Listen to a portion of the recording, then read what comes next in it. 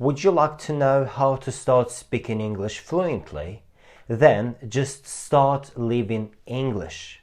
And if you don't know what I mean, watch this video until the end to find out. Hello guys, I'm David and welcome to David the Teacher. In this video, I'm going to explain step by step how you can become fluent in English on your own at home. Initially, all ESL instructors say the same thing. You need to be determined and motivated. So, I agree because I'm an ESL instructor as well.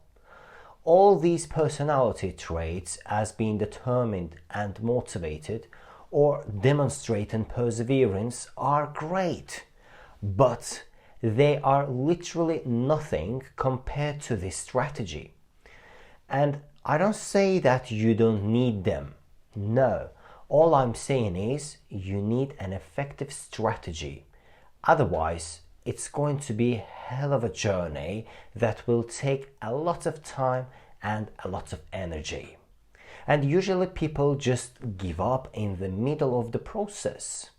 Why? Because this strategy is like a compass that you need when you are in the middle of the ocean. So you need one because you must know what is your progress and simply what is next. And of course, you should build your own strategy based on your own goals and intentions. This is actually what teachers do. And if you are inclined to start learning English by yourself, then you should go through this process. Yeah, this stuff is boring, but at the end, it's worth it because you will save a lot of time and energy. So, I hope it's clear and we can move on to the next tip. Alright, I'd like to focus a little bit on the most common issue that prevents most of the students from speaking English. And it's about fear of being mistaken. Yes, your worst enemy. It just doesn't let you to even start. Sometimes, because of this fear, you even make mistakes in simple phrases like, how are you? Or what are you doing? Or all of a sudden you start coughing or losing your voice. Yeah, it's familiar. I've gone through that. I remember I was something like 15 or 16 years old and a foreigner approached me. He definitely was a native speaker with American accent. I don't remember what he was exactly asking, but he asked me for directions. And I lost it. I mean my voice. Although I knew everything that I needed to answer, I couldn't do it. Therefore, I suggest you not to be afraid of making mistakes. Just try to remember how many mistakes you made today speaking your native language. I bet you used a lot of fillers like or, and so on. And you definitely corrected yourself several times. And I'm actually talking about your mother tongue now. But English is not your first language, and you want not to make mistakes?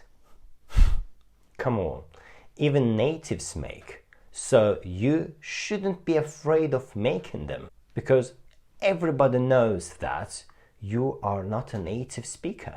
And for example, if you are at school surrounded by non-natives and you are afraid of being laughed, don't be, because they also have plenty of errors in their speech. But if you are surrounded by natives, you should keep in mind that they know that you are non-native. And making mistakes is an inherent part of learning. Shortly, you must make mistakes in order to improve your speaking skills. Errors are inseparable parts of the process, so you should go through it. You should accept it, and the sooner the better. I guess now you know that making mistakes is actually a good start because it means you try at least. And this is the next tip that I'd like to share with you. Just try it. It's better to try to stand up and fall down than not trying at all and not seeing your capabilities. I think this is the main principle of all success. Don't be afraid of anything and just do it. So that concept works on the same principle when it comes to learning a new language. All I'm saying, just give it a shot. Try to express yourself in English. Start with very simple sentences like, I'm at home today, I'm seeing my friends tonight, or I've just finished training and I feel very tired. After a while, you will notice that you produce sentences like, if I hadn't practiced learning English by myself, I would have never got better. And on that day, you, sir or ma'am, will get goosebumps, and it would be the sign of success. And now let's move to the practical tips that you want to include to your strategy. The first way of practicing English involves the concept of a group or pair work. It doesn't matter either your partner is native or non-native. Both options are good. Now, I'd like to discuss the difference between native and non-native speakers as partners. First of all, you don't want your partner to think that you are using him or her in order to learn English. It's in case of native partner. Therefore, it's better to find a like-minded partner on an online forum or among people that share the same interests like you. And if you are a fan of any game, you can find someone in the game chat. Anyway, try to build real relationships with your partner. Now about advantages and disadvantages of having a native partner. Having a native friend is a great opportunity to learn the natural language. They might teach you all those linkings that they use, like can you instead of can you, did you instead of did you, I'd have instead of I would have.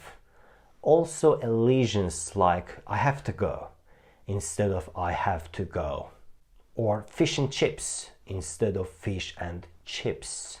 You might also learn everyday English that includes a lot of phrasal verbs as a replacement for academic words, like move up instead of ascend, go down instead of decrease, check out instead of assess. Yes, the only advantage of having a native partner is learning the natural language, which is the most correct. However, there is also a huge disadvantage. So, when you talk to a native speaker, you must be sure that your level lets you to do so. Otherwise, you are going to be dependent on a translator app or any dictionary. Dialogues won't go smooth. There will be a lot of pauses and you won't actually enjoy the process. On the contrary, you will become dependent on the translation, and as a result, you will learn new words through translation, which means you will think in your native language wherever you want to use those expressions in your speech. Briefly, it is very bad. So my suggestion is, before looking for a native partner, try to develop your English skills to upper intermediate level at least. And you can do it actually with a non-native speaker. Then you may really enjoy talking to natives because you won't look up every third second in a dictionary, and you will engage in conversations without any long pauses. Correspondingly, you are going to enjoy the process. By the way, I'm planning to make a video on a very confusing topic where I'll discuss which is better, native or non-native teachers. If you like this idea, please let me know in the comment section below, and if I see that significant number of people are interested in it, I'll make that video. But what if I couldn't find a partner at all? What would I do then? So, do you remember I told you start learning English? Doesn't matter, do you have a partner or do not? You should surround yourself with English. And if you don't have a partner, the best replacement is you. Yes, I know it sounds an absolutely weird idea. I know it, because I've gone through it. I remember how I used to make sentences and give short speeches by using the new vocabulary. And I usually tried to describe something relevant to my day, my experience, or my life. Because it helps you to associate those words with something that is related to your real life. And it's actually not only the best way of memorizing the new vocabulary by yourself, but also the effective way of getting familiar with them, because you use them in your real speech. I also used to write some notes during the day, and at the end of the day, I used to talk to myself for 10-15 minutes, and I tried to describe what I'd done. And you, my friend, try to make that list as big as possible. Try to describe every significant thing that you did during the day. Also, don't forget to add details. For example, don't just say, I woke up at 9 a.m. and had a breakfast. No, make it more detailed, like, today is Wednesday. I woke up at 9 a.m. because my English class starts at 11 on Wednesdays. So, I had an hour to eat a breakfast and get ready to go to school. As you see, I gave more details. And if you have prompts on your lists like met with friends, watched a movie, ate sushi, please try to answer questions like where, when, why, with whom, what for, and so on. So, if you met with your friends, tell yourself with whom, where. And if you watched a film, then add details like what I learned, what was that about, did I like it, why and why not. It will help you to improve your speech, and do not forget that making mistakes is alright. But the thing is, if you speak with mistakes, and if those errors aren't corrected, as a result, they would turn into habitual way of speaking. And in order to prevent it and learn the language correctly, I used to record my speech. So the next day I would check, and if I had any mistakes, I used to note them down to correct those errors in the future. Additionally, one of my favorite ways of improving speaking skills is repeating after somebody. So, I was trying to repeat after a speaker, and I still remember how I divided up this method into levels of difficulty. So, at the beginning I was listening and repeating exactly what speakers said. By the way, I would pause the video while I was talking. After reaching the next level, I tried to replace some words in their speech with synonyms, phrasal verbs, or idioms. When I reached the third level, I stopped pausing the video. Eventually, when I reached the last level, I used to paraphrase most of these sentences without pausing, and I also started changing sentences structures. I used reported speech, for example, and it gave me an opportunity to practice different verb tenses like past perfect, or future in the past. And I learned expressions like that day instead of today, then instead of now, that instead of this, and so on. I also tried to use passive voice, gerunds and infinitives. This is actually an amazing way of developing not only your fluency, but also the ability of speaking without errors. By the way, I sometimes make videos to practice your speaking, and the only thing that you need to do is to repeat after me. So go and improve your speaking skills right now. But then the question of developing your vocabulary pops up. Okay, the truth is you can download or purchase those dictionaries that comprise thousands of new words with definitions or translation. However, it didn't work out for me because it seems that I'm likely to learn new words when I see or hear them in the context. Briefly, I am prone to associative learning when it comes to developing vocabulary. Associative learning is the way of learning when you can associate a word with a topic or something that is related to you or you are familiar with. Based on my experience, I recommend you to learn new words by reading and listening. And I also suggest you to stick to one topic for a while. For example, let's say the topic is shopping, okay? Try to watch videos about it for a few days. Read some articles related to shopping, write essays about it, and practice speaking by describing any shopping that you have done recently. And I want you to focus on a topic for a while because when you spend some 2-3 hours, you will learn something like 20 to 30 words. You will write 2 or 1 essay and maybe practice speaking something like for 15-20 minutes. Yes, it's not bad, but it's an insignificant amount of time to really influence your skills.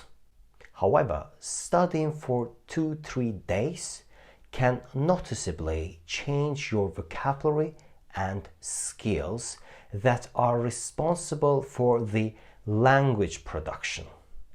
And the best way to increase your vocabulary, as I already mentioned, is to read and listen. Lastly, after following all advices that I gave you in this video, I mean practicing speaking, listening to music in English, watching English films, switching over all reading materials language to English, you will end up surrounded by only one language, English. And that is actually amazing. I totally changed my life by switching over to English. Nowadays, I work, I listen, I watch, I talk, I write, I read using only English.